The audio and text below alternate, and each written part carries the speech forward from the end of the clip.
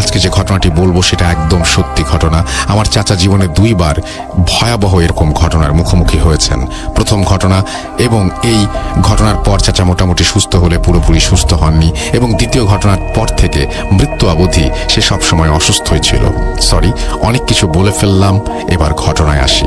আমাদের গ্রামের একটু বর্ণনা দেই। গ্রামটা ঢাকা খুলনা হাইওয়ের পাশ দিয়ে, আমাদের গ্রামের ভেতর দিয়ে, অন্য গ্রামের ভেতর দিয়ে, আবার ঢাকা খুলনা হাইওয়েতে গিয়ে মিশেছে। গ্রামের মেইন রোডের সাথে মসজিদের পাশ দিয়ে আরেকটা ফাঁকা মাঠের পাশ দিয়ে ধুধু প্রান্তরের মাঝখান দিয়ে পাশের অন্য গ্রামে গিয়ে মিশেছে। তখনকার গ্রামের রাস্তা ছিল কাঁচা, বৃষ্টির দিনে কাদা জমতো রাস্তায়। চাচারা 2 ভাই, করিম ছোট চাচা, বড় ভাই বিয়ে করে রাস্তার পূর্ব দিকে বাড়ি করে, এবং করিম চাচা বিয়ে করে রাস্তার পশ্চিম দিকে রোড থেকে 60-70 মিটার দূরে বাড়ি বানায়। তখন ওই জায়গা ছিল বন জঙ্গল। সেগুলো পরিষ্কার করে 2 ভাইকে বিয়ে করিয়ে দাদা তার বাড়ি থেকে 1/2 কিলোমিটার দূরে তার একটা ফাঁকা জায়গায় 2 ছেলেকে 2টা বাড়ি করে দেয়। আশেপাশে একটু দূরেই একটা বাড়ি ছিল, বাকি সব জায়গায় ফাঁকা। বাড়ির পেছনে যতদূর চোখ যায় ফাঁকা জায়গা। এবার আসি আসল ঘটনায়।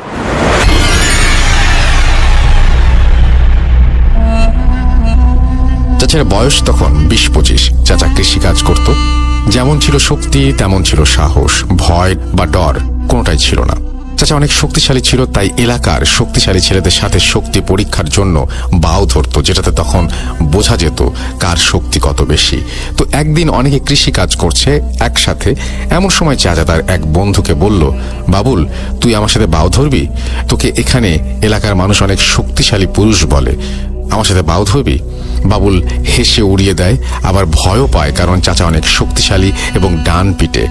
যদি শক্তিতে একান্ত নাও পারে, তাও দেখা গেল চাচা তাকে মারধর করলো, এই ভয়ে সে প্রথমে রাজি হয়নি। পরে চাচার অনেক জোরাজুরিতে বাবুল একসময় রাজি হয়ে যায় এবং চাচাকে বলে, কাল ভোরে কাজে যাওয়ার আগে তোর সাথে বাও ধরবো। বাবুলও রাজি হয়ে যায়। যেখানে তারা কাজ করছিল ওইখানে ছিল একটা বড় পুরনো তাল গাছ। তো যেই কথা সেই কাজ।